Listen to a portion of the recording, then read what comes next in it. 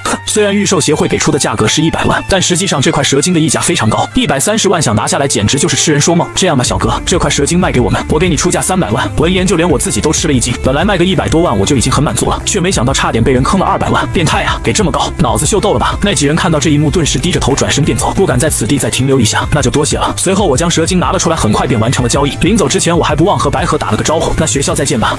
白河也是点头回应，目光一直注视着林胜。待林胜走后，几人才露出一丝震撼的神色，不愧是 S 级天赋者，不到15分钟就能越阶杀死一条战将级的雷蛇，这种天赋着实变态。还好小姐提前和我们交代了一下，要不然刚才我指定是要冒犯她了。而此时几人也理解了为何白河说要花费高价买下那颗蛇精，这也算是交了的人情呀。毕竟那蛇精虽说价格不菲，但是想卖到300万还是很难的。不过能和这样一个天才打好关系似乎也不错。刚一到家，我便立马给斩龙局的狄谦发去了消息，不是说承包到领主级的资源吗？具体要怎么分配？稍微等了一会儿，对面便回来了信息，你的宠兽是什么品种？需要给你准备哪种食材？一般蛇类的食物都是各种肉类的混合品，市场上有3种价位的蛇类宠兽食物，分别是10万、30万和50万的，我会给你准备最优质的。至于进阶时所需要的材料，就看你需要哪一种了。不过食物最多只能预支3个月的，而进阶所需要的材料必须在宠兽进阶的时候才能申请。稍微想了想，我便将消息回了过去。我的御兽空间消耗能量的速度是平常的100倍之多，所以一天就要消耗掉100天的能量。至于进阶的材料不用给我准备了，我并不想让自己宠兽进阶的方式让别人知道，毕竟这是一种独一无二的路线，随意泄露出去容易惹人怀疑。而我将这消息发出去之后，对方显然陷入了沉默当中。事实也确实如此，对面的狄谦彻底懵了。没想到 SSS 级的御兽空间对能量的消耗速度竟然这么快，100倍，这是在开什么玩笑？这岂不是说3天就能消耗掉1年所用的能量吗？如果50万1个月的话，那现在就需要1个月给他准备500万的食物，这价格即便是狄谦听了也忍不住直咂舌。早知道把这小子送给姓刘的，这特么也太能吃了。不过这话多少有点开玩笑的成分在里面，其实他心里还是很高兴的，毕竟宠兽越能吃就证明其潜力越大，成长速度越快。随后狄谦便再次拿起手机编辑消息发了出去，还好这资源有人给我准备，否则我卖出去蛇精的300万连几天都不够小白吃的。我叹了口气，摸了摸一旁小白的额头，嘶嘶，小白似乎是感应到了主人的心情，委屈的叫了几声，似乎是在说小白可以饿着的。好家伙，还给我撒起娇来了，激将法是吧？我不禁翻了个白眼，还真让你给激将成功了。没过多久便有人敲门，您的包裹到了，麻烦签收一下。来了。说完我马上走出门去，将一个大箱子搬了进来，打开包装就见里面放着的是一个个薯条形状的肉块，看起来蠢萌蠢萌的，一天只要吃下一个就足以支撑1个月的能量消耗，这其中的能量含量可想而知。但到了我这里，一根薯条顶多只能撑3天。而此时一旁的小白已经馋得哈喇子都要流出来了，那双眼睛死死地盯着我手中的薯条，可想而知这东西对于蛇类的诱惑力到底是有多大。给我也不调戏，他拿起一根便递了过去，小白直接一口吞进肚中，而后露出了满足的神色，其中的能量也在其腹中不断的被消化着。接下来的时间里，我每天白天带着小白去野外训练作战能力升级技能，晚上便让其待在御兽空间当中消化吞噬的能量。终于在巨兽城的名额抢夺开始之前，小白的等级升至战将级别，天赋也达到了君王前期，而且终于出现和龙有关的技能了。龙威，形成领域压制领域中血脉较低的生物。领域能力，我的选择果然没错。看着技能的介绍，我的心情微微激动起来。小白的等级到了战将前期，那这次的比赛我就有信心了。并且现在小白强大的地方不仅在其技能，还体现在其身上不同部位的特性。就比如他身上的鳞片目前可以防火防电，以后随着赋予的基因越多，也会有更多的特性。就在这时，我的手机铃声响了起来。看到石迪谦的来电，我按下了接通键，而后对面便传来了一道较为懒散的女声：龙国南半区的选拔赛马上就要在巨兽城举行，包括你在内，阳城一共10几人参赛。这次参与比赛的御兽师几乎都在战将级别，你有信心吗？我笑着回应道：有，但是不多。有就好，今晚睡个好觉，明天我来接你。说着对面便挂断了电话，只留下我拿着电话愣了一下。我都说我没什么信心了，怎么不来点场外援助啊？第二天清晨，我洗漱一番，穿戴整齐走下楼去。此时的狄谦靠在一辆越野车上，那一身黑色的紧身衣将身材勾勒得纤细无比，甚至一些细微的肌肉线条都清晰可见。见我出来，狄谦将后车门打开，向我示意道：走吧。随后直接坐上了主驾驶，而我也是直接坐了上去。而这辆越野车的上面早已坐着几名和我年纪差不多的御兽师，3男2女，其中还有一道我熟悉的身影。白河，你怎么在这儿？白河幽怨地回应道：我不能在这儿吗？我现在可也是斩龙局的新人了，前几天还说之后再见面的，怎么这么快就忘了？这倒也是，以你的天赋进入这里还是很轻松的。随后另外几人也与我打了打招呼，以后大家都共处一室了，请多关照。对呀，没想到能在这里见到林胜本人，以后我们都是斩龙人了，哈哈哈。那几位少年少女显然是认得我，话语中都显得有几分激动，毕竟大家都身处阳城，天才之间相互认识认识是再正常不过的事情了。我尴尬的笑了笑，看了一眼只有白河的身边还留着一个位置，于是我一屁股坐了上去。此时白河顿时有些心跳加快，整个身子都僵硬了不少。而看到众人到齐，狄谦一踩油门，越野车便如同一道离弦利箭，瞬间窜了出去。狄队长，这次比赛的内容是什么呀？如果能组队的话，我想和林胜前辈组队啊。我也是，让我去，我实在是没什么信心。现在我的宠兽才不过战将中期而已，我的等级也不高呀，也就战将后期，还需要林胜前辈保护一下。随后几人一脸希冀的看向我，林胜前辈的御兽怎么说也有战将后期了吧？就连白河都默默咳嗽了2声，我也才战将前期。我此时莫名想揍他们一顿，我特么辛辛苦苦这么久才战将前期，本来以为都稳了，原来自己才是小丑。不过这些家伙的宠兽等级比自己高，我倒也能理解，毕竟不是所有人都像他一样。契约的宠兽是从最低级别开始升级的，一般都是契约觉醒中期甚至后期的宠兽，再不济也至少是一只觉醒前期的宠兽。而小白却没有任何等级。很快，狄谦拉着众人来到了阳城的外围，距离阳城不远的地方便是巨兽城。站在阳城的高大城墙上，便能看到那段地残垣的城镇。这是一座废弃的城市，在秘境降临的时候被集中冲出来的凶兽彻底摧毁。而如今巨兽城当中依然游荡着许多强悍的凶兽。你们过去吧，我就送到这里了。狄谦让众人下车，留下一句话便驱车离开了。走吧。白河召唤出那头高大的狂雷雄狮，邀请我一同乘坐。而我也不矫情，一翻身便跳了上去。毕竟小白在长途跋涉这一方面还是不太擅长的。而其余几人也召唤出了自己的御兽，一头白毛苍鹰，一只身形如同马一样健壮的蝎子。众人朝着那具兽城的方向奔袭而去。在狂雷雄狮的急速之下，两人很快便赶到了那处废弃都市。而此时在巨兽城的外围已经有许多的学子扬手等在那里，他们的身边也跟随着一只又一只不同种族的宠兽。然而这些宠兽在狂雷雄狮的面前都有些稍显逊色。那狂雷雄狮刚一赶到此处，周围的宠兽便让出了一片地来，丝毫不敢去争夺。随着时间的流逝，巨兽城周围的学生越聚越多，甚至期间我还看到了几名 S 级天赋的御兽师，还有好几只和狂雷雄狮一样同属于君王级天赋的宠兽。而正当众人以为还要等待一会时，一道广播声音响起，请各位认真听，接下来是比赛规则。听到这突然传出的声音，在场的众人顿时安静了下来。这次巨兽场的比赛将挑选出50人获得名额，而另外50人则在另一处场地选出。比赛的规则很简单，我在巨兽城中放置了50名人质，救出人质最多的可以获得这次比赛的第1名，而没有获得人质的选手则根据猎杀妖魔的数量进行排名，其余没有任何限制。开始吧。至此所有的规则都已介绍完毕，虽然并没有说人质到底是什么和人质到底在什么地方，然而话音刚落，在场几乎所有人都同时朝着眼前的城镇当中冲了进去。这危险无比的巨兽城镇此时仿佛变为了人人向往的天堂。为了能得到成为灾难级御兽师的资源，所有人都不会留手。就在此时，阳城的几人对我发出了邀请，林胜要不要和我们一起啊？对啊，林胜哥，咱们还是一起行动比较安全，到时候救出来的人质咱们可以平摊一下。然而我却是摇了摇头，还是分开行动吧。还有你们以后也不要太过于相信别人。简单交代几句，我便朝着城镇当中走去。城市不同于野外，对于视野的遮挡十分严重，再想象野外那样对付凶兽已经不可能了。可以说这种断壁残垣的城市简直就是凶兽的天堂。而与此同时，为了视野开阔，我也来到了一座高楼的楼顶。然而我刚一上来，天空中就有3只巨苍鹰看到了我，随后便以迅雷不及掩耳盗铃之势俯冲而来。小白，我立刻召唤出小白将自己保护起来。然而鹰类天生就是蛇类的克星，3只苍鹰丝毫不将小白放在眼中，转眼便到了我的眼前。但下一刻，啪啪啪3声爆鸣过后，3只凶兽竟然瞬间被小白的尾巴抽得爆炸开来。呼，我顿时松了口气，这猛地冲过来还真差点吓到我。随后我将手放在3只凶兽的残骸上，序列提取，首次获得苍鹰血脉，获得远望基因，获得鹰爪基因，获得飞翔基因，获得夜视基因。紧接着又是一连串获得技能的提示。获取完毕后，第一时间我就将这些凶兽的基因能力赋予给了小白。获得苍鹰血脉，获得技能视觉专注，获得技能视觉强化，又得到2个技能。视觉专注能提升小白的动态视力，而视觉强化则能够增加小白可见的范围。见此，我的心情也不由兴奋起来。这2个技能都是我刚好需要的。与此同时，这种视觉能力也反馈给了我。随后我便敏锐地察觉到不远处有几名御兽师正在观察自己。我的目光刚一转过去，便看到了对方。而此时那几人的心中也是猛地一惊，急忙站起身来说道：“我们只是路过，大佬听说人质一般都会在比较高的楼层上。”说完，几人便急匆匆地离开了，生怕这位大佬看自己不顺眼，把他们也给解决了。而看到几人离开，我也没有继续追逐过去的打算。主要是小白不适合进行追逐战，他的移动速度实在是太慢了。比较高的楼层吗？那就只有那里了。我的目光顿时看向了远处一栋高楼，并且在我的视线当中明显能看到有几名御兽师已经提前到达了那里。这就是视觉能力带来的好处，能够提前得到以往得不到的信息。走下楼后，我很快便赶到了那处地点。而与此同时，在魔都的一处秘密的场所中，几道人影正坐在监控室中观看着巨兽城中各处的录像，记录着学生们击杀凶兽的数量。此时在监控视频的画面中，正有一名少年站在穿着钢铁盔甲的巨人肩上，对着周围的御兽师们疯狂输出。那手中的巨大狼牙棒每一次落下，就要有一只御兽被打成重伤。好强悍的御兽！这是哪个城市？哪个学生？铁铠巨人君王级天赋，是钢铁山脉一旁铁山城中的一名 S 级天赋者。原来是 S 级天赋，怪不得御兽如此霸道强悍。听说钢铁山脉那一片的御兽防御力度极其恐怖，觉醒级就能够挡得住加特林狂扫1个小时。这学生应该能拿得下其中1个名额吧？老大，这学生我要了，到时候训练的时候一定要把他分给我。死胖子，你说给你就给你，整天就知道吃你能教得好。就在此时，一名脸色坚毅的中年男子开口制止了众人。行了，不要吵了，等比赛结束我自有分配。闻言，所有人都恭敬地闭上了嘴。随后，中年男子再次开口问道：“狄谦，我听说你们那里出了一个 SSS 级御兽空间的御兽师，他答应加入我们了吗？”听到这话，狄谦马上站起身来，他已经同意加入我们了，而且如今就在那具兽城当中。叫什么名字？实力如何？林胜，实力大约在战战将前期左右，他的预售是一只不知道什么品种的白蛇。林，又一个姓林的吗？沉默了一会，中年男子开口说道：“把视频给我调到林胜之前的画面。”很快，视频便被调回到了数分钟之前。在看到小白竟然仅仅一瞬间便秒杀3头巨苍鹰后，所有人都露出了不可置信的表情。这是一条白蛇该有的速度，就连那中年男子的面容都凝重了起来。马上把视频画面给我调回去，慢放10倍。然而，视频的画面即便被放慢了10倍，依然很难看得清小白蛇尾的运动轨迹。慢放100倍，慢放500倍，慢放1000倍，直到此时才能看得清蛇尾运动轨迹。只见那长长的蛇尾在那一瞬间覆盖上了一层灰色的角质，然后抽出收回，再抽出去，再收回来，连续3次之后，直接将3只凶兽全部杀死。这种熟练度一定没少训练，他在此之前肯定已经有过很多实战经验了。这白蛇到底是什么品种？战将前期就能瞬杀3只觉醒后期的凶兽，莫非真的和新闻上说的一样是灾难级别？那他简直就是这次培养灾难级御兽师的不二之选呀！先别高兴得太早，万一不是灾难级宠兽呢？林胜好像要和那铁铠巨人的御兽师相遇了，不知是谁叫了一声，顿时所有人的目光再次聚集到了监控的画面当中。果然，此时的林胜已经带着他的白蛇和那只正在大杀四方的铁铠巨人接触了。此刻众人的心都提到了嗓子眼，毕竟铁铠巨人可也是君王级天赋的宠兽，而且还是属于特殊类的人形宠兽。以白蛇刚才表现出的那种战力，铁铠巨人应该不是对手吧？你在瞎说什么？铁铠巨人可是以前期战力著称的人形凶兽，更何况是战将中期的铁铠巨人。对啊，就像刚才那几只觉醒凶兽，只要铁铠巨人能够打中就可以瞬秒，更何况铁铠巨人以防御力著称，像白蛇这种生物很难破得了他的防。在场的御兽师对现场的情况做出了分析，似乎对林胜很是不看好。而此时的狄谦却是十分相信林胜，自信的开口道：“你们可别忘了，他可是 SSS 级御兽空间的御兽师。”而此时的巨兽城中，那铁铠巨人高大的肩膀上，一名少年向下俯视着我，问道：“你就是林胜？你认识我？”我躲在小白的身后，有些疑惑，一上来就能说出自己的名字，而且这家伙还不是阳城的人，显然提前调查过自己。当然，我这个人最喜欢和强者交朋友，第一只御兽就能够契约灾难级后期，我想挑战你，看看我的君王级宠兽和你的灾难级差距有多大。那少年一脸不服的样子，心中暗自想到：以我 S 级天赋防御增幅的能力，再配合上铁铠巨人的防御力，绝对没有任何问题，不可能有任何人能打破我的防御。而我闻言不禁有些汗颜，什么鬼？哪里来的灾难后期？尼玛，这谣言已经传到别的城市去了吗？似乎越传越离谱了呀。随后我便实话实说道：“你是不是搞错了？我的宠兽天赋不过是君王级别。哼，事到如今你隐藏也没用，今天你不接受也得接受。铁铠巨人给我上！”随着那个少年一声令下，铁铠巨人拿起手中的狼牙棒，跨着大步便朝着我冲了过来。见此，我不由眉头微皱，这家伙不听人说话的吗？而后猛然间似乎察觉到了什么，对着小白下令道：“小白，给我朝着那个地方喷水！”随着我的命令下达，虽然小白并不清楚为什么，但依然张开嘴朝着地面喷出一滩水，而那地面正是铁铠巨人的落脚点。喷水，虽然不知道为什么一个蛇类会有喷水技能，但是任何攻击都不可能伤得到我的铁铠巨人。少年自信开口，更何况这准头也太烂了，这么大个目标你都打不中，怎么彰显我铁铠巨人的防御力？而我则是嘴角微微勾起，这可是银鳞鱼的水技能，不仅威力极强，还非常之滑。别说是铁铠巨人这种笨重的宠兽了，就是任何生物踩在上面都有可能滑倒。而如今我还掌握着一个信息差，那就是对方从未见过蛇类有喷水技能，就算有也不可能和滑沾上边，因为这根本就不是蛇的技能，而是银鳞鱼的。下一瞬间，嚣张的铁铠巨人便一脚踩在那滩水上，随后直接一个滑步，轰隆一声仰头栽倒在了地面。而站在他肩膀上的少年也是被摔得灰头土脸。那少年猛地起身，一脸懵逼，这到底是什么液体？怎么他娘的比鱼类的喷水技能还要滑？而此时小白早已趁着这个机会溜到了那少年的身后，长长的尾巴早已蓄势待发，只要我一声令下，这少年就会被当场超度。生死关头，他也不敢再多说什么，连忙说道：“我认输。”随后那少年依然一脸战意的接着说道：“不愧是灾难级的宠兽，不过虽然我的铁铠巨人天赋比不上你，但在我的训练下一定能赶上你的脚步。呵呵，那你加油！”我也不想与他多说，不过在临走之前，我还是在那铁铠巨人身上收了点利息，注入铁铠巨人基因，入门级硬化提升为熟练级硬化。熟练级的硬化施展下，小白的尾巴已经从土黄色变成了黑铁色。我摸着小白那黝黑尖细的尾巴，很是满意。虽然只能进行一部分的硬化，但是硬度与威力与之前相比提升了数倍不止。而与此同时，在监控室当中，众人已经是彻底被惊讶到了，能在如此短的时间内找到对方的破绽，并利用自己的技能做出最合理的反击，这已经初步具备了一个御兽师该有的意识了。确实，蛇类的宠兽和铁铠巨人肉身相搏胜率并不高，就算想要赢也要耗费很长时间，但他仅凭着御兽师的战斗技巧就能在瞬间完成胜负，这种战斗素质甚至比军队中的一些御兽师还要强。宠兽之间的战斗，御兽师确实是最大的弱点，而林胜也正好是利用了对方宠兽笨重的特点。如果我手下的那群家伙都有这种战斗意识，也用不着我每天那么费力了。那中年男子也是感慨了一声，灾难级天赋的宠兽能赢君王级倒是正常，只是没想到这么轻松。随后转头看向狄谦说道：“狄谦，等到营地开启之后，这个学生就归你管了。”听到这话，狄谦眼里顿时有了神采，急忙起身道：“明白，林师兄，我叫苍天纵，记住我的名字，以后我还会回来挑战你的。”那苍天纵被2名工作人员架着离开了巨兽城，而我只能微笑回应，名字倒是挺霸道的，就是这智商，不会是刚才那一下把脑子给摔坏了吧？在击败铁铠巨人之后，周围已经没有御兽师敢和我争锋了，而我也是很顺利的来到了这处大楼的楼顶。这楼顶的中央正站着一位身穿破烂衣裳的御兽师，他的脖子上还挂着一个木牌，上面写着人质2个字。同学，你终于来了。这人质看到我，顿时双眼放光，就像看到了救星一样，急忙将脖子上的木牌摘下来递给了我。临走之前，口中还嘟囔道：“特娘的，这次比赛的策划真是脑子有坑，总之就是骂的贼难听。这好像都是御兽师协会的人吧？这些人质除了当人质以外，恐怕也有着保护城市中御兽师安全的作用。算了，不管了，去下一个地方。”随后我便带着小白来到了一个又一个高楼所在的地点。有了之前的经验，我打起来就轻松多了，不到几个小时便夺到了5块牌子。然而就在我前往下一个地点经过一处街道之时，忽然间传出一道诡异的气息，而小白也是在这时猛然间警惕了起来。我顿时停下脚步，眉头微皱，一步一步朝着那气息诡异的街道中走了过去。随后发生的一幕顿时让我愣住了，只见所处的街道上原本的道路早已消失，取而代之的是一片虚无般的黑暗，而在那黑暗之中正散发出紫色的妖冶光芒。我瞬间便想到了这是什么情况，因为眼前的一切和之前书本上描述的简直一模一样。灰雾裂缝，大型秘境世界在被破坏之后可能会出现小空间，也可以理解为一个超小型的秘境，而其中以灰雾裂缝最为危险，因为其中的生物不能以常理而夺之，是一种极其诡异的造物。不过虽然危险，但其中也有着巨大的机缘，只要打破一个秘境，其中就会随机掉落装备与材料，材料都是宠兽进阶所需要的，而装备也能为御兽师的生命提供一定的保障。虽然小白的等级还在战将前期，但真实实力已经达到了战将后期甚至领主前期。这种大型秘境分割出来的小秘境实力必然不会超出多少，最多也不过在战将后期。想到这，我不由来了兴趣，机不可失，失不再来啊！一般秘境的第一波都是最肥的，反正打不过也可以跑，不管了。小白跟我一块下副本，输了下海干活，赢了会所嫩蛇。随后一人一蛇便踏入了那黑色的迷雾当中，消失不见。与此同时，监控室内一位工作人员满脸焦急地闯入房间，对着众人开口说道：“不好了，巨兽城当中的空间忽然产生了严重的不稳定，初步估计是其中出现了裂缝导致的。”什么？在场的众人瞬间紧张了起来。虽然时不时就有破损的秘境中出现一些残留下来的空间裂缝，但是在比赛途中出现这种事情绝对是他们的失职。此时就连中年男子都有些神色凝重了起来。查到那处空间裂缝在哪里了吗？是什么类型的裂缝？已经查到了，是灰雾裂缝，位于巨兽城的天天超市附近。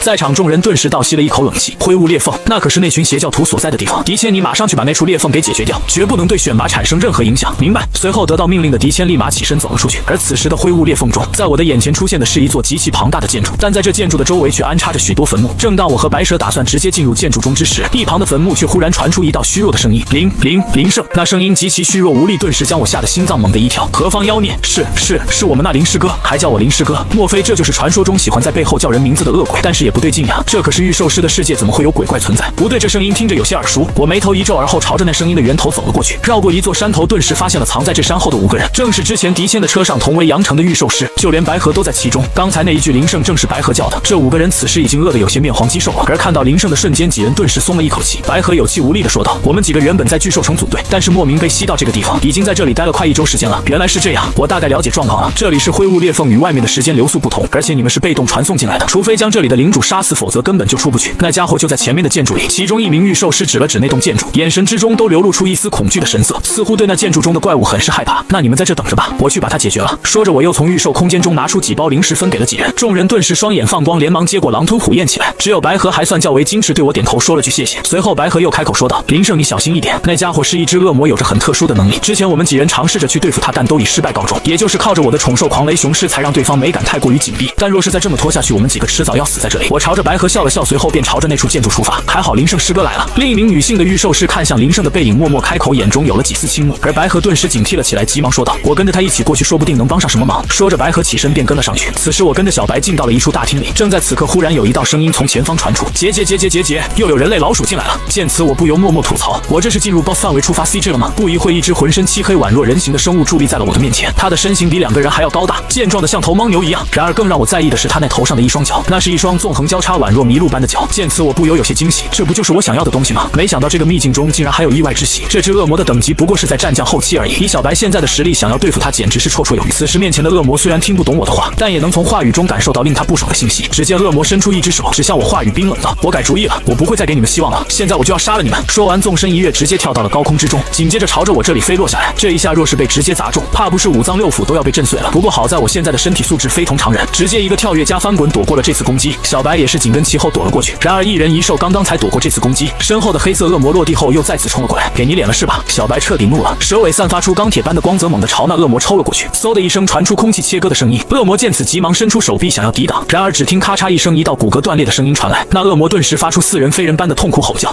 这凄厉的叫声瞬间响遍了整个秘境，顿时秘境当中所有低等级的恶魔全都急躁起来。而此时秘境外面，一位穿着黑色皮衣的女性直接朝着裂缝冲了进去，然而几秒之后就如同皮球一样被反弹了出来。见此情形，狄千顿时愣了一下，这种小型的裂缝空间每次只准许1人进入，难道已经有人主动进入这个裂缝了？但是谁会主动进入这种地方啊？来这里参赛的学员恐怕没人如此不自量力，那应该只可能是扮演人质的那些教官们了。一想到这，狄千顿时松了口气，以那些教官们的经验与实力解决这些小裂缝不成问题，不过还是先确认一下比较好。想到此处，狄千拿起电话给总部打了回去，然而得到的消息却让他顿时懵逼了，竟然没有任何教官进入其中。他属实没想到会是这个状况，到底是谁会蠢到这种程度主动进入其中？而此时恶魔瞳孔圆睁，双眼眼赤红，愤怒的吼叫道：“来到我的领地就别再想活着出去了！万能的主，无上的存在，赋予我沐浴火焰的力量吧！”随后其头上的双脚便猛然之间冒出了黑色的火焰，紧接着那火焰随着他的双脚逐渐攀附到全身。而我此时双眼放光的看着恶魔脚上的变化，这恶魔的脚我是越来越喜欢了呀！却不料这一下子让那恶魔的怒气更甚了。只见他愤怒的迈起脚便朝着我冲了过来，这种火焰银鳞鱼的鳞片再加上其他生物鳞片的强化，小白应该能扛上一段时间。想到这，我开口对小白下达命令。小白先使用喷水，然后马上使用缠绕技能。闻言，小白立马吐出3道水箭，嗖嗖嗖，3道水箭眨眼间便飞到恶魔身前。然而那恶魔竟是丝毫不慌，就连原本已经被小白打断的右臂，此时竟然也恢复了过来。只见恶魔伸出手便弹开了1道水箭，不过还是有2道在他身上将他的身体洞穿了。可是仅仅一瞬间，伤口便彻底复原，只是身上的黑岩少了一些。而此时小白已经攀附在恶魔身上，将其紧紧捆住。随着小白身上的肌肉不断用力，恶魔发出了痛苦的吼叫，而他身上的火焰也只在小白的鳞片上留下了一些细小痕迹。不，直到此刻，这只恶魔终于恐惧了，连他的恶魔之火都无法对对方造成伤害。缠绕的力道极大，即便他用出浑身解数也难以挣脱。明明只是个低等生物，怎么可能？然而没等他将那句话说完整，其身体便被小白勒得爆炸开来。也正在此时，无数的小鬼也聚集到了宫殿中，而恶魔领主死亡后，整个小型空间也面临着崩溃。正打算冲进宫殿当中的几位御兽师顿时吓了一跳，这处空间好像要崩溃了。几人顿时露出了震撼的神色，难道林胜已经杀死那只恶魔了？与此同时，在外界这处空间也逐渐与现实融为一体。看着面前逐渐扩散过来的光团与地面空间，狄谦眉头一皱，急忙往后跳了出去，随后美目中显露出几分震撼的神色。空间崩溃了，那看来是有人杀死了空间的领主，到底是谁？嘎嘎嘎！而秘境内此时大量红色皮肤的小鬼恶魔正围绕着我，他们的手中拿着各式各样的武器，疯狂的叫嚣着。就在这时，小白的瞳孔逐渐散发出神圣而具有威严的金光，紧接着一股无形的波动自他的周围蔓延出去，一时间一股威压如同大山一般笼罩在了周围。随后所有的恶魔小鬼内心的恐惧不由自主地窜入了脑中，霎时间上百只小鬼同时朝着我匍匐跪地。正是小白施展了他的领域技能龙威，而此时我心中突然产生了另一种想法，如果自己用恶魔血与灵异类的宠兽血脉，能否造出一尊邪神呢？一想到这里我就激动了起来。之前就听那只恶魔向着自己的主祈祷过，也就是说这些灵异类的生物与恶魔是有着自己的信仰，而若是能借助他们的血脉融合在一起，创造出一尊邪神，岂不是说能够控制这些生物真正的莅临于他们的顶端？尤格索托斯、拉莱耶之主、奈亚拉托提普，这一个个邪神哪一个来到这个世界不吊打那些小神？不过这些小鬼的血脉估计没什么用。紧接着我的目光落在了那倒在地面的恶魔的身上，就算是这只领主充其量也只能当前期过渡使用。还好我加入了斩龙局，听说斩龙局执行的任务有些就是面对极其邪恶混沌的生灵，以后不缺机会去搜寻其血脉部件。说着我便来到了那只恶魔身前，发动了序列提取技能，获得恶魔之血基因，获得黑烈焰角基因，获得恶魔之力基因。黑烈焰角，看来这东西本来也不是属于这只大鬼，不过现在归我了。我微微一笑，随后将黑烈焰角的基因注入了小白身体中，而其余的几个基因我打算先存着，等集齐了各种诡异生物的血脉之后再注入给邪神使用。黑烈焰角基因注入成功，得到这股基因之后，小白顿时兴奋了起来。他刚才可是看到那黑岩强大的治愈能力，自己以后要是能拥有这种能力，岂不是随便了？想到这，小白连忙道谢：“谢谢主人。”闻言，我笑着摸了摸小白的头。而此时，在秘境与外界彻底融合后，狄谦看着眼前出现的画面，艳丽的脸上是难掩的震撼。此时此刻的狄谦简直不敢相信他眼前所见到的一切。只见在远处，从那处空间当中融合出来的宫殿里，匍匐着几十上百只皮肤鲜红、形态各异的恶魔。这场景原本是地狱中才会出现的景象，但此刻那些恶魔却对着中央的一道人影顶礼膜拜。狄谦没有从他们的身上感受到丝毫的敬意，只有无尽的恐惧与畏惧，就宛若对地狱之王的敬畏一般，正在向那道人影献上忠诚。而此时，在那包围圈的外围已有数名御兽师，也是一脸震撼。这短短数秒之内发生的事情，简直要让他们的脑子当场宕机。他们根本就不敢相信眼前所发生的一切，而更让他们不可置信的是，林胜不仅一个人杀死了这处空间的领主，甚至将这领主手下那些疯狂暴力杀人不眨眼的恶鬼给镇住了。难道你是恶魔之子？这处空间不是来关你的，是来接你的。而与此同时，一道冷漠的声音传来：打碎空间，获得恶魔的信物。恶魔的信物。在空间破碎的一刹那，我的手中出现了一个类似眼球般的红色圆盘，估计是诡异类生物进阶所需要的材料。一般这种东西价格都比较昂贵，想着我便将那东西收进了御兽空间中。就在此时，小白双眼瞪得滚圆，慢慢的吐着信子。嘶嘶，主人，我快撑不住了。那眼眸中的金光此刻浓郁的都要化为红色的岩浆了，顶不住了。我不由眉头一皱，思考一下说道：慢慢往后退。说完，一人一蛇便开始从恶魔的包围圈中缓慢的向后退。而此时站在远处的狄谦也是敏锐的察觉到了这一点，随着他手一招，身旁出现了一道瘦弱的鬼影，鬼影一片漆黑，只能看出其大概宛若女子般的形态，与狄谦的身影几乎没有差别。不过他的双手却被两把尖刀给替代，散发着极度阴寒的气息。这正是兽宠中最难驯服、实力也最难估测的诡异蜥蜴兽。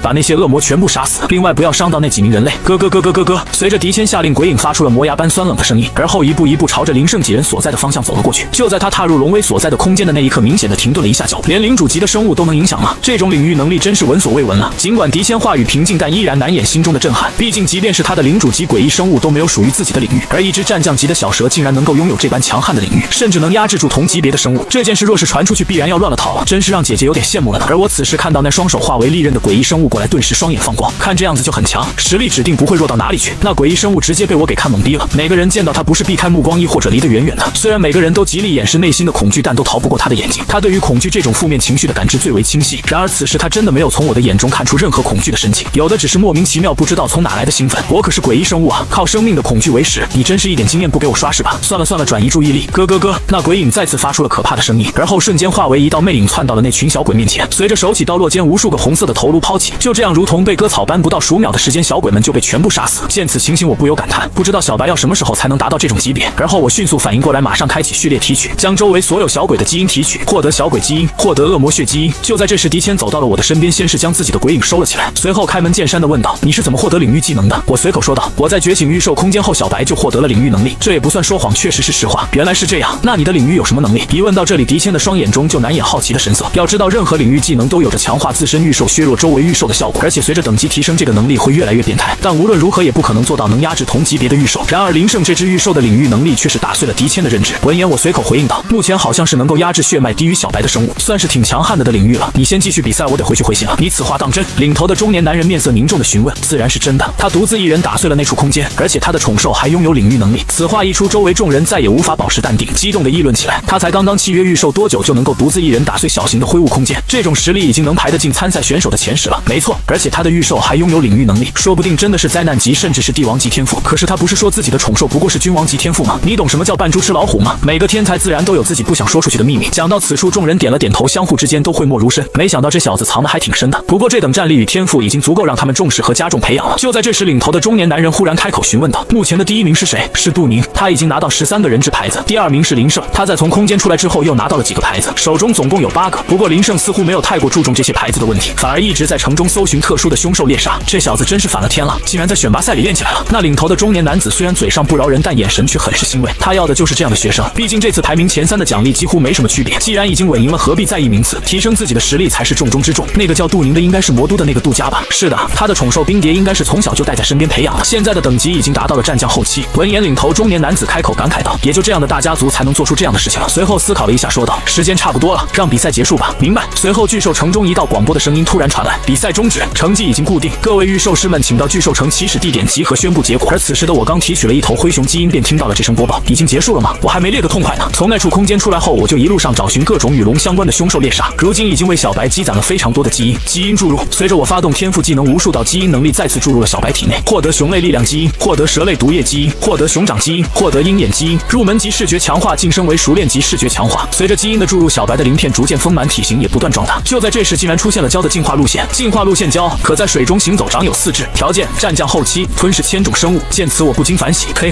这条件还不简单。要知道，比起其他生物，小白想要进化可方便太多了。毕竟他不靠着那些进化路线，每天吃什么食物全凭借我的序列提取技能。随后我便带着小白开始向着巨兽城的边缘赶去。很快，剩下没有被凶兽淘汰的御兽师都聚集在了这里。第1名杜宁13个，第2名林胜8个，第3名张可3个。随着一个个名额的念出，剩下没被念到名字的学生都是一脸苍白，而杜宁则一脸冷漠地站在那里。他能拿到第1，这是当然的，因为他一直都是第1。然而有一件事却让他非常在意，就是这个叫林胜的，在比赛期间他曾在一栋建筑上见过他。这家伙不去争夺木牌，反而一直围绕在那些人质周围的楼层猎杀凶兽。但即便这样，他也能拿到第2。杜宁看向不远处一直在笑着摸自己宠兽的青年，这家伙难不成把选拔赛当成儿戏了？就在这时，一名女性教官忽然出现在了杜宁的身旁。呵呵，你也注意到了对吧？杜宁头也不回地询问。他是谁？林胜，是林明的弟弟，你偶像的弟弟哦。听说他的宠兽可是帝王级，而且和你一样已经拥有了自己的领域。在比赛途中，他还发现了一处灰雾空间，并一个人将其破坏掉了。听着教官的话，杜宁顿时瞳孔微缩。他不是我的偶像，只是前辈罢了。至于他弟弟和我没有关系。还有这次的第1名我不要了，名不副实的东西我不需要。说完，杜宁转过身便离开了。那教官笑呵呵道：“呵呵，小丫头还是这么争强好胜，嘴上说不要，心里肯定已经把他摆到第1位了。看来这次的激将法很成功啊！最喜欢的就是看天才之间争斗了。”此时杜宁很生气，他从来没有这样生气过，不是因为对方看不起他，而是这种无视和无所谓的态度，让从小就被众星捧月，每次都能得到第1的杜宁很是不爽。杜宁轻咬银牙：“林胜，可恶的家伙！等到灾难级御兽师的训练计划开启，我们还会有机会见面的。”在巨兽城的选拔大赛宣布完入选名单后，白河笑着走上前来给我道喜道：“恭喜啊，林胜！”闻言我也笑着回应道：“你也是，你不也进入那50人的名单了吗？我听说我们50人要与另外一座城市通过的50人一起训练，而且标准都是朝着灾难级御兽师所制定的标准去的。”我有些疑惑地问道：“灾难级御兽师？我想过很多可能，却从没想过这次的训练竟然有灾难级御兽师带队。要知道，一名灾难级御兽师，就连杜家这样的魔都第1大家族都要巴结，除非他们心情好，否则没有任何人可以要求他们做任何事情。当然了，毕竟是培养灾难级御兽师的，虽然不一定能培养出来，但怎么说也得是灾难级御兽师才能教导吧。”说的也是，我默默点了点头。随后白河便有些激动地说道：“而且我听说会有3人可以得到一个任选的灾难级宠兽幼崽，灾难级的幼崽吗？”闻言我也有些心动了，自己现在正需要这样的一只宠兽作为自己的第2御兽。关键见还是自选的，这就太香了呀！还有，白河此时有些扭捏，等了数秒才脸色微红道：“我父亲说他想见见你，不知道你有没有时间？”你父亲？白家家主？难不成想让我当小白脸？那还是算了。想到这，我眉头微皱道：“我可什么都没对你做过，你和你父亲解释解释。”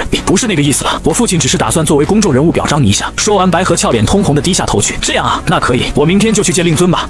说好了。白河语气中是难掩的激动，他只觉得自己的心脏此时砰砰直跳。随后我便坐上车辆回到了家中，紧接着我便将恶魔的信物挂到了商城上，结果才几分钟时间便以远高于市场价的1亿龙币卖了出去。然后我便开始在网上购买了自己所需的东西。咚咚咚，您的快递到了，终于来了。我面色一喜，很快就将自己购买的东西全部卸到了院落中，总共7种生物，正好将刚到手的1个亿花完。而我购买这些生物的原因也很简单，小白该换更高等级的鳞片基因了。七彩鳞鱼，战将中期900万龙币，可以让小白在水下行动待的时间更长久。巨型眼镜蛇王，战将后期1000万龙币，鳞片具有极强的耐毒性。刺背穿山龙，战将后期1300万龙币，防御力极强，能够扛得住导弹的狂轰滥炸。雪地甲熊，战将后期1500万龙币，鳞片具有冰霜隔绝的能力。紫金雷蛇，战将后期1700万龙币，鳞片可以绝缘雷电攻击。火山岩虫，战将后期1800万龙币，鳞片拥有极强的火焰抗性。天空虫，战将后期2000万龙币，拥有完美的流线型鳞片，可以降低空气阻力，极高的提升速度。看着面前的货物，我不由笑了，这下算是全面了吧？等注入这些基因后，小白绝对是战将级当中最能扛的存在。随后我便发动天赋能力序列提取，瞬间面前的7只战将级强鳞甲生物便化为一堆白骨。紧接着我便将提取的鳞片基因全部注入到了小白的身上。虽然由于时间短，小白的鳞片表面还看不出来变化，但其实本质已经发生了翻天覆地的改变，可以说是上刀山下火海，无所不能。随后我便考虑该如何将小白的爪子、角眼、眸、利齿也通通强化到最强。不过这需要的经费实在是太多了，就算斩龙局估计也无法给自己提供。但如果我在这次的训练当中能拿到更高的名次，从而引起高层的重视，这样我是不是就可以向他们狮子大开口索要经费？而且这次我去白家，估计对方也会拿出资源来。明天先赴约去一下白家，然后带着小白去稍微训练几天猎杀点攻击类凶手。做好规划，我很快进入了梦乡。次日清晨，我便来到了白家别墅外。不一会儿，白家的家主白九哥便迎了出来。林小友，没想到你竟然亲自来了，我本来还打算下午派人去接你呢。我摇了摇头回应道：“白家主客气了。”随后我便跟随着他进入了别墅的一座厅堂中。此时的白河与他的母亲已经坐在了那里。我不得不感慨，白河长得这么漂亮，果然是有家族因素在其中的。不但父亲风流倜傥，就连其母也风韵犹存。双方坐下后，白家主说道：“林同学，我们家白河可是经常在家中提起你，说你天赋很强，是他奋斗的目标。如今看来确实如此，所以我打算以我白家的名义资助你一笔资金，没有别的意思，就当成是我白家对阳城后辈的一点小小的帮助，让你有机会能夺得灾难幼崽。”闻言，我点了点头，那就多谢白家主了。之后这笔账会转到你的银行卡上，如果你还有事的话，可以随时请便。自己确实还要带着小白历练，于是我也顺势道别道：“那就多谢白家主、白夫人了，我就先走了。”就在我走后，白母询问道：“你打算怎么资助他？”白九哥默默道：“就先资助2500万吧，毕竟是董事会要求的事后还要在电视上播报。”白河低声嘟囔道：“给都给了，还不凑个整数，2500多不好听。”白母顿时笑了：“你这丫头才刚刚见面就开始胳膊肘往外拐了是吧？好，反正也是董事会出钱，那就3000万吧。更何况以后白家的钱不都是他的了吗？”刚开始听到这话，白河还没有反应过来，稍微一思索后，顿时羞得脸色通红。妈，哈哈哈，放心吧，妈支持你，你也是吧？白九哥。白九哥急忙举手投降，当然，我肯定赞成。白九哥心中默默吐槽道：“没想到历史要重演了，又来一个跟我一块吃软饭的。”与此同时，我已经来到野外，开始带着小白历练。白天猎杀凶手，晚上便就近找个旅馆对付一下。就这样一晃3天过去了，小白也终于升到了战将中期。此时小白蜷缩在地面，身上开始浮现一层白色的蜕皮，原本白色粗糙的鳞片也开始变得极其漂亮鲜滑，显然是基因起作用了。终于在半个小时后，小白完成了蜕皮，那一身光鲜亮丽的白色鳞片顿时让我双眼放光，完美，终于有点龙的样子了。就在这时，我的手机铃声响了起来，掏出手机发现竟然是狄谦打过来的。喂，狄队长，是训练计划要开始了吗？没错，训练马上就要开始，过不了一会儿就有车辆来你家门口接你。这次的训练地点绝对保密，你准备一下后事吧。准备后事？狄队长，你是不是用错词了？没用错，这次训练可是有生命危险的，提前准备一下也无妨。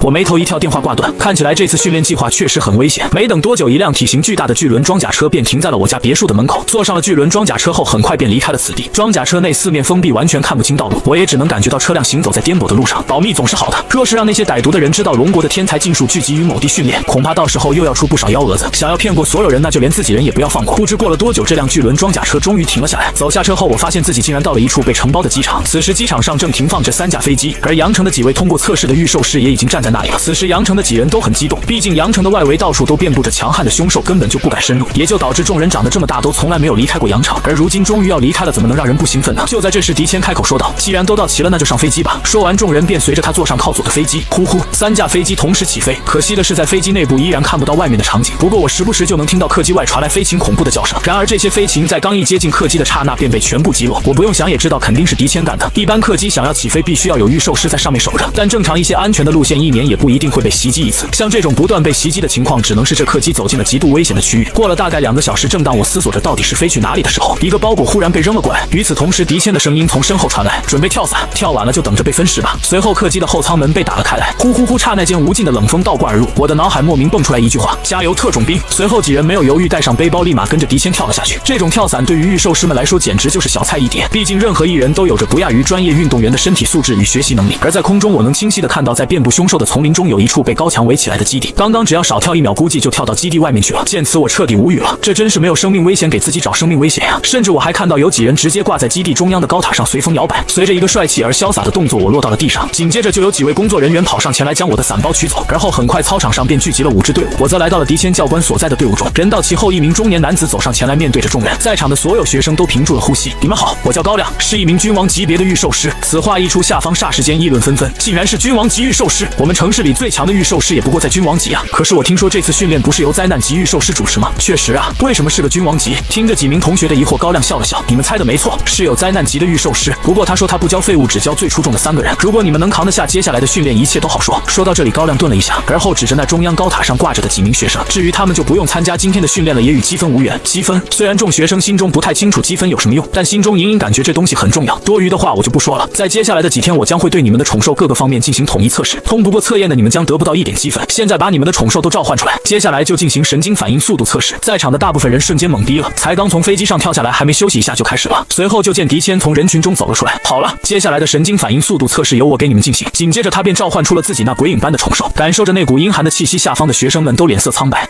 领主级诡异系宠兽，我怎么有股不祥的预感？该不会是打算让我们躲避这鬼影的攻击吧？你个乌鸦嘴，别吭声，这可是领主级宠兽，怎么可能躲得过去？而我此时却充满了自信，毕竟凭借小白熟练级别的视觉能力，再加上之前吸收了黄蜂、苍鹰等凶兽的神经反应力，可以说小白在神经反应能力这方面几乎没有对手。开始吧，过来！狄谦随手便指出了一个男生，而那男生顿时脸色苍白。罢了，反正都是迟早的事情。那男生一咬牙，直接破罐子破摔，从自己的御兽空间中召唤出了一只4肢修长的生物。在场众人顿时傻眼了，就连狄谦都愣了愣，这尼玛不是树懒吗？这不是开玩笑吗？只见那树懒趴在地面上，一步一步缓慢地朝着狄谦挪动过去。狄谦无奈扶额，算了，还是我过去吧。这等他到自己身边，估计1天时间都结束了。那男孩看着趴在鬼影面前的树懒怪，开口鼓励：“闪电加油！”而那树懒也缓慢地扭头，似乎打算对自己主人点点头。噗！这一幕终于让其他人忍不住了，尼玛这也太好笑了！等你他娘点完头，头都被人切下来了。而狄谦显然也没有等他点完头的打算，只见那鬼影抬起右臂的长刀，唰的一下就砍了下来。然而让人出乎意料的事情发生了，鬼影居然砍空了。狄谦也是猛地愣了一下，而此时那男孩也终于不装了，露出了一丝贼笑的表情。闪电，闪电，快如闪电！他的树懒可是有着能够在瞬间加速的技能，刚才装模作样只不过是为了骗取教官的信任。然而下一刀他便躲不过了，只见那鬼影刀光残影的一下，眨眼间便在树懒的身上留下一道痕迹。算你躲过一次，合格，多谢教官，哈哈哈！闪电，我们走。那男孩带着自己的宠兽马上就退到了一旁，而接下来的众人就没那么幸运了，因为接下来狄谦将不会再有任何疏忽。短短数分钟，100名御兽师被淘汰了30多人，这也就意味着这30多人将无法获得积分。下一个杜宁，话音刚落，一名冰肌玉肤的少女从队伍中走上前去，紧接着寒气弥漫，一只通体冰蓝色的冰蝶出现在半空中。狄谦也是第一次点头认可，不错，看来这只宠兽被你训练得不错，不过我可不会手下留情，请开始吧。杜宁很有礼貌回应道。话音刚落，唰的一声，长刀急速划了过来，不过同一瞬间，冰蝶的翅膀微微扇动，紧接着一股剧烈的寒气便朝着周围扩散过去，就连鬼影的利刃上都缠上了一些冰霜，挥刀的速度明显下降了不少，而冰蝶也是轻而易举地躲过了这一次攻击。不愧是女神，竟然这么轻松就躲过了。释放技能，这不算是违规吗？我记得之前的宠兽释放的都是加速技能，这次是将对方减速，可这测试的不是众人的神经反应速度吗？肯定不算违规，毕竟你释放技能的时机也要把握得好。刷刷刷刷，随后鬼影又是4刀挥出，可都被冰蝶躲了过去，直至第7刀的时候，鬼影才总算抓住了对方的失误，碰触到了冰蝶的身体，竟然躲过了7刀，这也太恐怖了。毕竟所有人都看得出来，那鬼影的挥刀速度不仅越来越快，还一次比一次重，而能躲得过7刀，这已经超越了大部分人。回来吧，冰蝶！将冰蝶收回御兽空间。狄谦也是认同的点了点头，说道：“还不错，你通过了。”随后杜宁走下台，经过我的身边时轻声道：“我很期待你的表现，不知道你的那条小蛇能不能赢过我的冰蝶。”留下这句话后，杜宁便回到了队伍中。闻言，我不置可否的耸耸肩，虽然我欣赏他的颜值，但这不代表我会高看他几眼。随着测试不断进行之后，也出现了一些比较厉害的角色，就比如一个叫陈高的少年，他的御兽竟然是极其稀有的元素类宠兽烈焰魔犬。在测试中，他也不负众望，成功躲过了5次攻击。毕竟是一团火，受击面积实在是太大了，一个控制不好就容易被攻击到，自然是比不过降低对方速度的冰蝶。而现在也终于到了我和小白上场测试的时间，随着我的一声“小白出来吧”，一条白蛇从御兽空间中出现在我的身旁。此时小白的身躯已有一棵小树那么粗大，身长也达到了5米左右。出场的瞬间就吸引了在场众人的目光。这白蛇到底是什么种类？好像没什么突出的特征啊，不会真是个幼龙仔吧？你可拉倒吧，龙什么的都是传说好不好？那总不能真是个普通蛇类吧？估计这次的积分要全部让给杜宁大小姐了。这条蛇如此长的身躯，顾头却难以顾尾啊！也正在这时，狄谦终于动手了。那鬼影非但没有收力，反而用出了比之前更快的速度，朝着小白砍了过来。狄谦想要快点试探出小白的实力，不过这原本本快到让众人险些看不见的刀，此时在小白的眼中却速度极慢，仅仅是一个歪头便躲了过去。我默默开口道：“一刀！”众人顿时瞪大眼睛看了过去。我擦，还有闲工夫技术，好装逼啊！与此同时，又是更快的一刀，不过依然被小白轻松躲过。随后3刀、4刀、5刀，